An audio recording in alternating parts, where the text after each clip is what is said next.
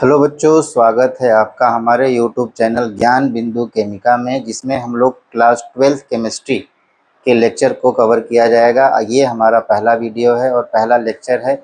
इसमें हम लोग फर्स्ट चैप्टर जो कि फिजिकल केमिस्ट्री का पार्ट है, विलेन सॉल्यूशन को कवर किया जाएगा। फिजिकल केमिस्ट्री जो है वो क्लास 11th के फिजिकल केमिस्ट्री से बहुत इजी है और बोर्ड एग्ज़ाम में भी इसमें क्वेश्चन पूछे जाते हैं। इस वजह से इसे हम लोग अच्छे से प्रिपेयर करेंगे। तो पहला चैप्टर हम लोग का है विलेन, जो कि बोर्ड एग्ज़ाम में आपके 7 से 8 नंबर के क्वेश्चंस पूछे जाते हैं। अब हम लोग जानेंगे कि इस चैप्टर में कौन कौन से टॉपिक हैं जिसे हमें पढ़ना है और कौन से टॉपिक से न्यूमेरिकल्स आते हैं, कौन से टॉपिक में लॉ है, थ्योरी है, ये सब चीज़ों को जानेंगे। फिजिकल केमिस्ट्री का मतलब होता है कि ज़्यादा से ज़्यादा उसमें न्यूमेरिकल्स रहेंगे और न्यूमेरिकल को कैसे किस फार्मूले से सॉल्व करना है ये सब सीखा जाएगा।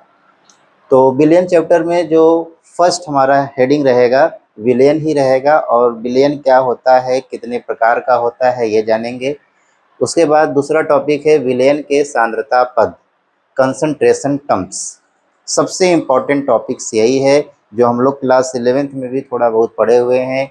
Molarity, molality, mole fraction, ppm में कंसंट्रेशन, ये सब टॉपिक्स थे। उसके बाद वाष्प दाब, वेपर प्रेशर को पढ़ना है। उसके बाद है अणु संख्य गुणधर्म, कोलिगेटिव प्रॉपर्टीज़। क्लास 12th के न्यूमेरिकल के रूप में ये बहुत ही इम्पॉर्टेंट हेडिंग है जिसे हम लोग को पढ़ना है। इसमें 4 कोलिगेटिव प्रॉपर्टीज़ अणु संख्य गुणधर्म को पढ़ना है। पहला है परासरण दाब, ऑस्मोटिक प्रेशर। दूसरा है क्वथनांक में उन्नयन, elevation in BP, boiling point. हिमांक में अवनमन, डिप्रेशन इन फ्रीजिंग पॉइंट।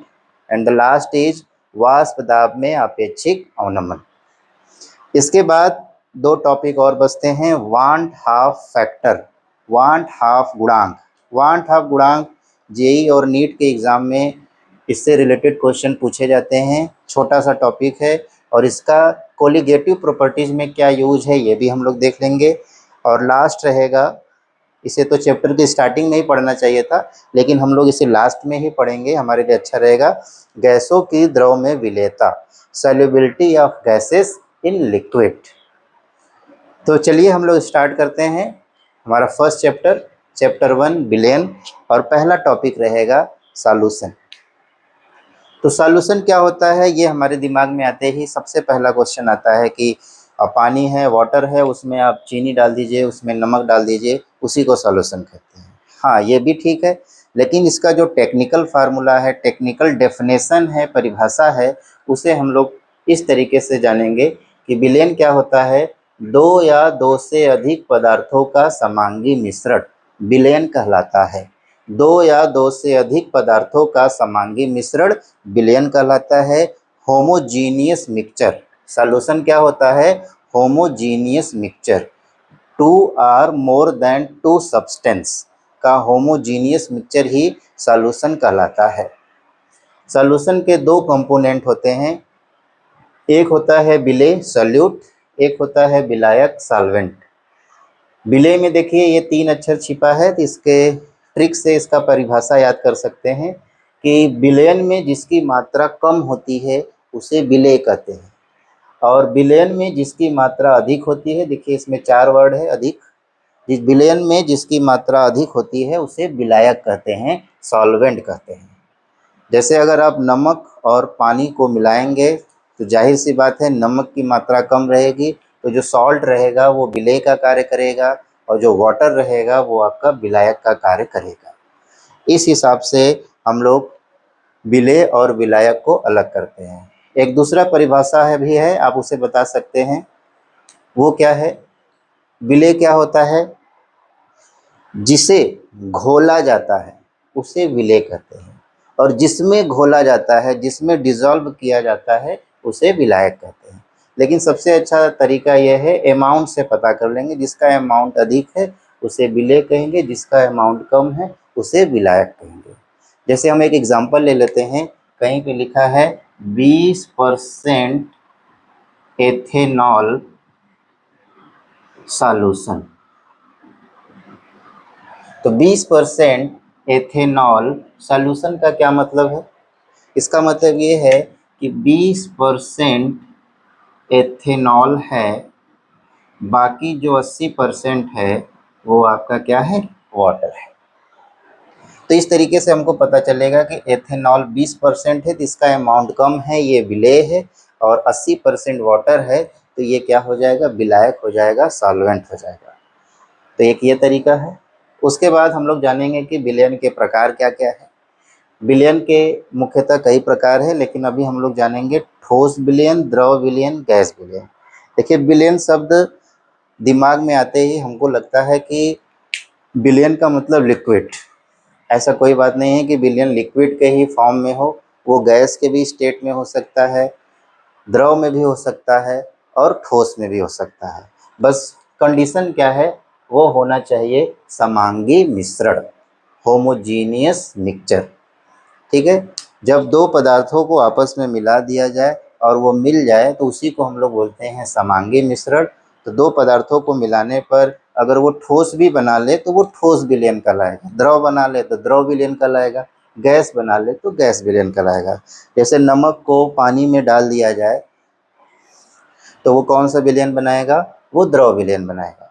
वायुमंडल में ढेर सारे गैसेस हैं, नाइट्रोजन है, ऑक्सीजन है, वो आपस में मिले हुए हैं, समांगी मिश्रण बनाए हुए हैं, तो वो गैस विलयन कहलाएंगे।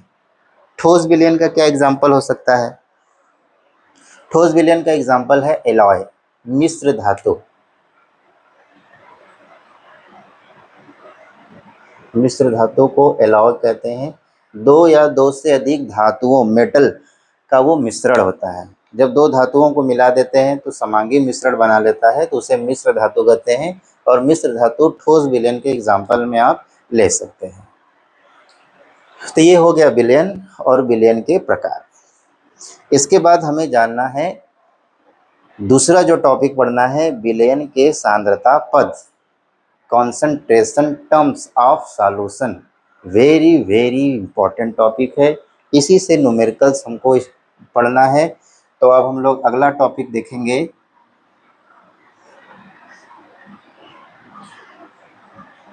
विलयन के सांद्रता पद।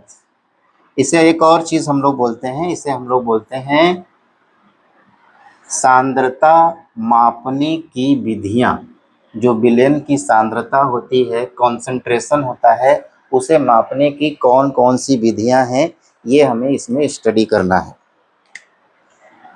तो अब हम लोग पढ़ेंगे विलयन के सांद्रता पद।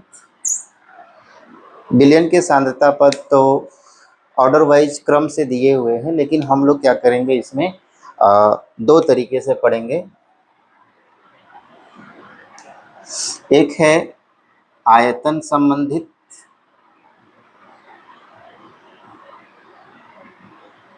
और एक है द्रव्यमान संबंधित। इसे बोलते हैं वॉल्यूम रिलेटेड, इसे बोलते हैं मास रिलेटेड। जो मास से रिलेट करेगा और ये वॉल्यूम यानी आयतन से रिलेट करेगा। ये क्या रहेगा? टेम्परेचर डिपेंडेंस रहेगा, टेम्परेचर डिपेंडेंस। और ये क्या रहेगा? टेम्परेचर इंडिपेंडेंस रहेगा। ये ताप पर निर्भर करेगा और ये ताप पर निर्भर नहीं करेगा। ताप पर निर्भर जैसे करेगा, पहला है V/V, इसे बोलते हैं आयतन प्रतिशत, परसेंटेज बाय वॉल्यूम। एक है W/V, इसे बोलते हैं भार आयतन प्रतिशत। इसके बाद अगला हम लोग का रहेगा मोलरता, मोलैरिटी। इसके बाद हम लोग पढ़ेंगे नॉर्मेलिटी, नॉर्मलता।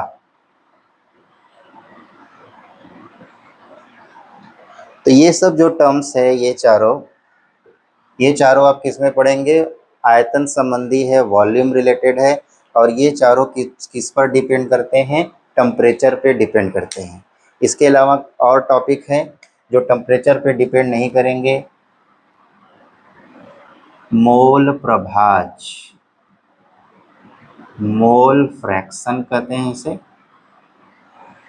इसके बाद है पीपीएम में सांद्रता।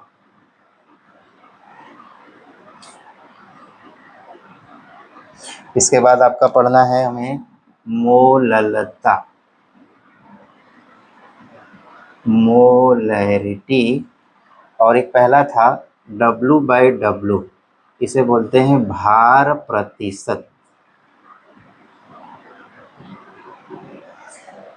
ये सारे टॉपिक्स हैं जो कि कंसंट्रेशन टर्म कहलाते हैं। इसमें सबसे इम्पोर्टेंट जो टॉपिक है वो आपका है molarity, mole fraction and molality. Molality, ये जो टॉपिक है ये बहुत इम्पोर्टेंट है, बोर्ड एग्ज़ाम में भी क्वेश्चन आते हैं। तो चलिए स्टार्ट करते हैं। इन सब टॉपिक्स के बारे में स्टडी करेंगे और ढेर सारे न्यूमेरिकल्स को सॉल्व किया जाएगा। अगले वीडियो में हम लोग ढेर सारे न्यूमेरिकल्स को पढ़ेंगे। धन्यवाद।